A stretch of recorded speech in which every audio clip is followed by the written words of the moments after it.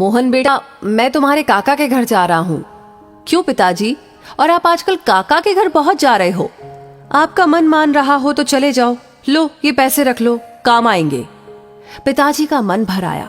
उन्हें आज अपने बेटे को दिए गए संस्कार लौटते नजर आ रहे थे। जब मोहन स्कूल जाता था वो पिताजी से जेब खर्च लेने में हमेशा हिचकता था, क्योंकि घर की आर्थिक स्थिति ठीक नहीं थी।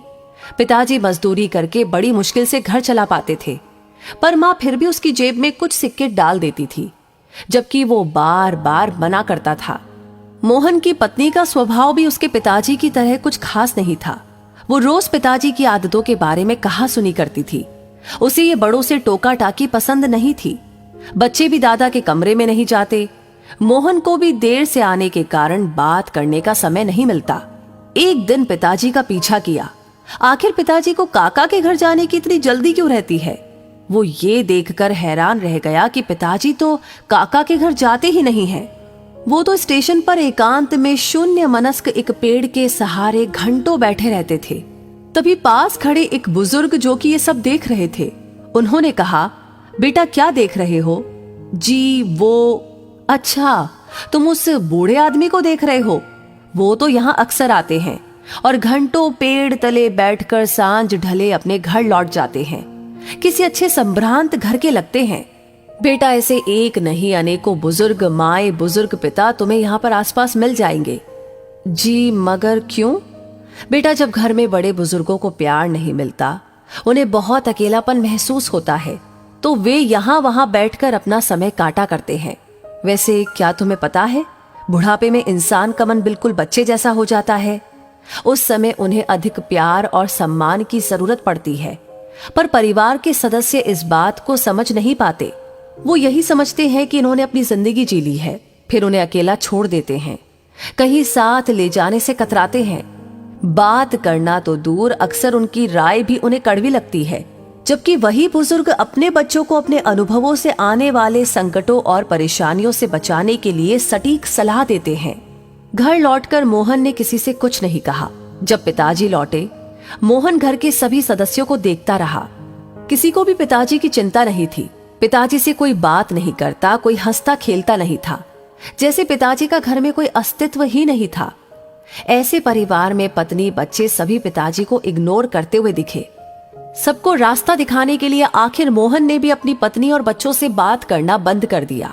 वो काम पर जाता और वापस आता, किसी से कोई बातचीत नहीं।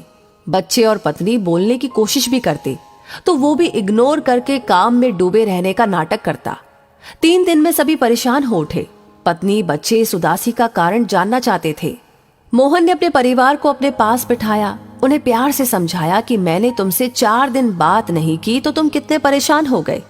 अब सोचो जरा, तुम पिताजी के साथ ऐसा व्यवहार करके उन्हें कितना दुख दे रहे हो।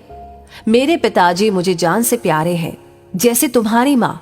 और फिर पिताजी के अकेले स्टेशन जाकर घंटों बैठकर रोने की बात छुपा गया।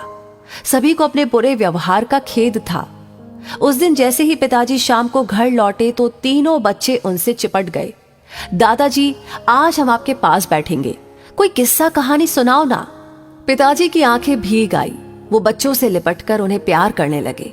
और फिर जो किस्से कहानियों का दौर शुरू हुआ वो तो घंटों चला। इस बीच मोहन की पत्नी उनके लिए फल तो कभी चाय नमकीन लेकर आती। पिताजी बच्चे और मोहन के साथ स्वयं भी खाते और बच्चों को भी खिलाते।